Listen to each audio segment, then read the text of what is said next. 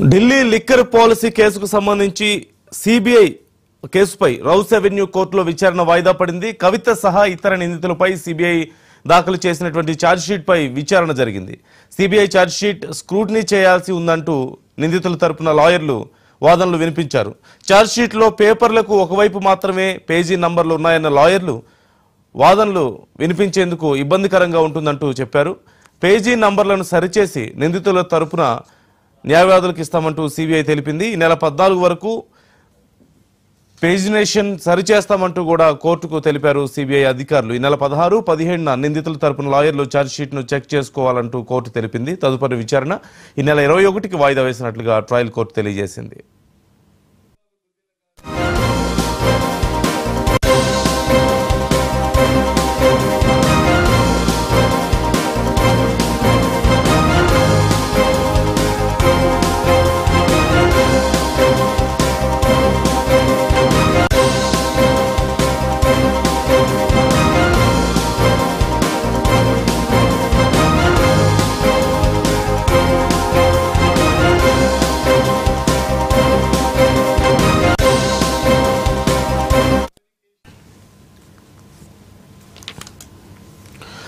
Delhi liquor policy కేసుకు సంబంధించి CBI కేసుపై రౌస్ అవెన్యూ కోర్టులో విచారణ వాయిదా పడింది. కవిత సహా ఇతర నిందితులపై సిబిఐ దాఖలు చేసినటువంటి ఛార్జ్షీట్ పై విచారణ జరిగింది.